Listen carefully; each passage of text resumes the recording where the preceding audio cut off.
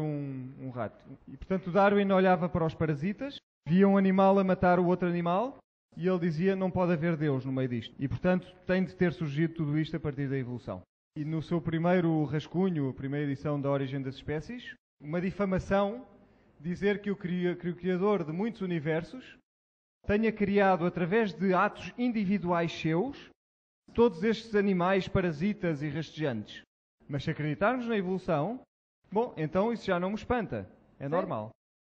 E, portanto, Darwin via todas estas coisas más e concluiu que não havia Deus. Ele não sabia nada de genética e milhões de pessoas no mundo inteiro fazem o mesmo que Darwin fez.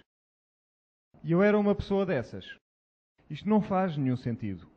Mas a Bíblia diz mais alguma coisa acerca deste tema. Diz que houve uma mudança. Vemos no Gênesis que Deus chamou Adão e Adão estava com medo. Porquê que ele estava com medo? O que ele tinha feito? Tinha pecado. E por causa do pecado, a morte. E por causa da morte, as coisas mudaram. E Deus disse que a serpente estaria então amaldiçoada. E que terá de rastejar sobre a sua barriga. E que teria de comer pó durante todos os dias da sua vida. Ah, diz o cientista, as cobras não comem pó. É uma referência à morte. Pó vieste, ao pó irás voltar. Será que a serpente é um símbolo da morte? Sim, com certeza. E, portanto, teria de rastejar na sua barriga. Temos lagartos e temos cobras com vestígios de pernas. Mas eles não as usam. Será que eles têm o gene para as pernas? Com certeza que sim. Mas esses genes estão desativados. Ou, em alguns casos, apenas ativados parcialmente. Portanto, o potencial para ser diferente está presente. Mas uma cobra hoje pode matar. Isto está associado com a morte.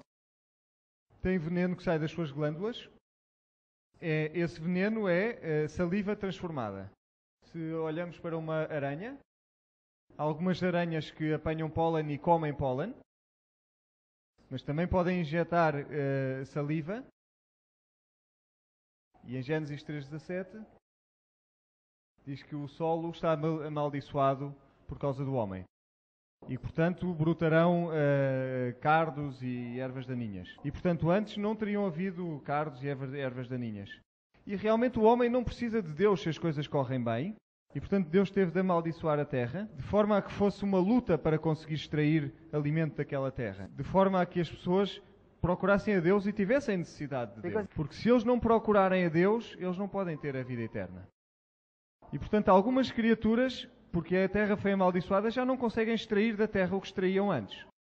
O que é que fazemos se formos uma joaninha e a nossa dieta for uma espécie de alperces? É o que as joaninhas comem. Sim, mas agora os alperces só estão disponíveis durante 3 meses. Desapareceu a comida delas. Têm 2 escolhas. Ou comem outra coisa qualquer, ou morrem. E o que é que eles comem? Elas comem? Comem pequenos vermes que existem nas plantas. E, portanto, tornaram-se carnívoras. E, portanto, nós achamos que elas são muito úteis. Portanto, ervas daninhas e cardos. Alguns cardos são apenas ramos modificados. Outros são folhas modificadas. Portanto, esta parte verde é uma folha modificada.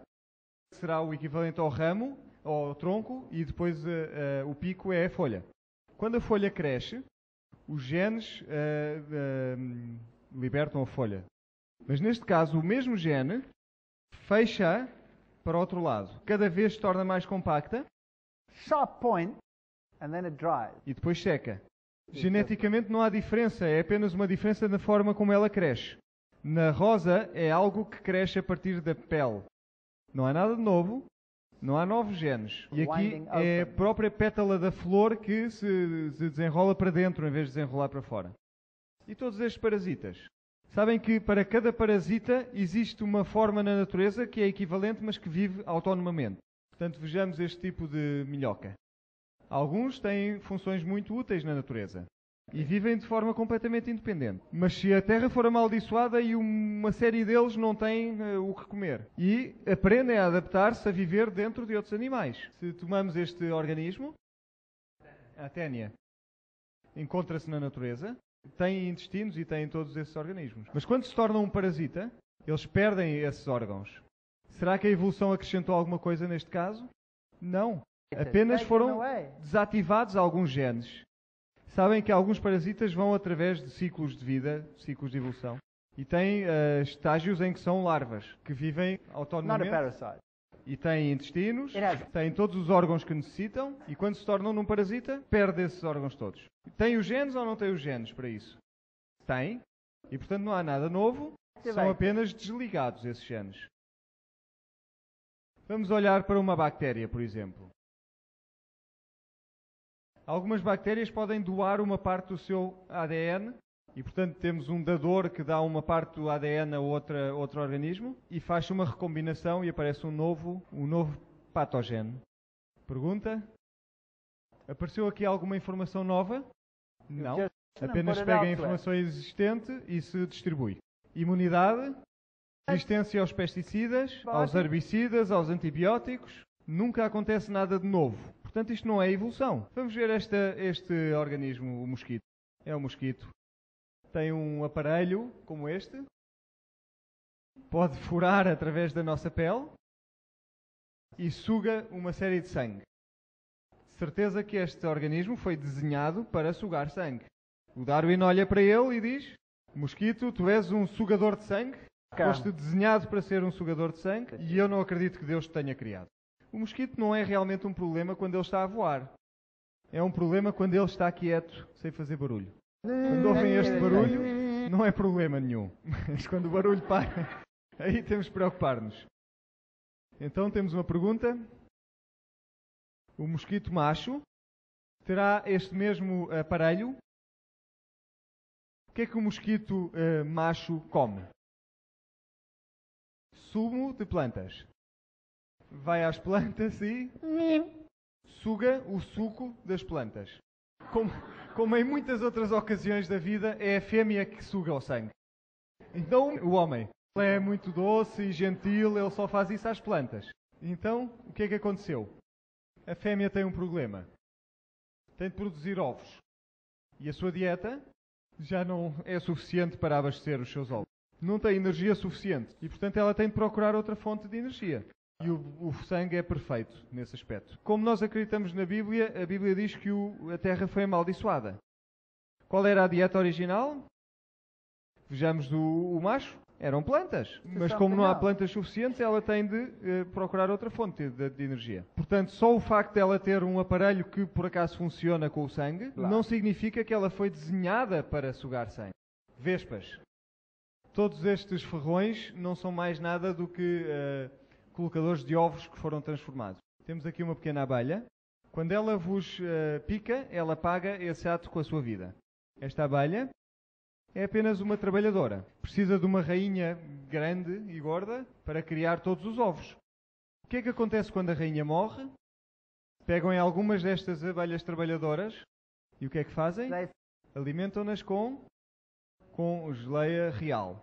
O que é que acontece a estas abelhas obreiras? Transforma-se numa rainha. Transforma-se numa rainha. E aqui surge a pergunta. Será que a abelha tinha os genes para se transformar numa rainha? Com certeza que sim. Eu gosto de pensar que todos temos genes para ser reis. Mas alguma coisa desligou os nossos genes. Vamos olhar para um carnívoro. Obviamente foi desenhado para matar, porque ele tem dentes para fazê-lo. Vejam aqui duas raposas. E elas foram desenhadas para matar. O cientista russo Dmitry Belaev, ele estudou o processo de domesticação das raposas. E ele fez criação de raposas que fossem mais boazinhas para os humanos. Em apenas 8 gerações, eram como se fossem cães. Mediu os seus níveis de serotonina e eram níveis muito mais altos nas suas raposas domésticas do que nas raposas selvagens. Um certo tipo de glândulas eram muito maiores nas raposas domésticas do que nas raposas selvagens. E na 8ª geração as raposas já eram muito mais suaves e muito mais agradáveis. Foi evolução ou foi simplesmente os genes a serem desligados ou ligados? Temos aqui o urso, é mais um carnívoro. Ele pode matar e comer peixe. Mas o que é que ele come na maior parte do ano? Bagas. Erva. Vem ele a comer erva? Ele come erva. Ele tem os dentes para matar, mas não foi necessariamente desenhado para matar. Este é um urso, é classificado como um carnívoro, mas nunca come carne. Come bambus. Talvez a Terra tivesse muito mais variedade de plantas Quando estas plantas começaram a desaparecer, os animais tiveram de mudar a sua dieta.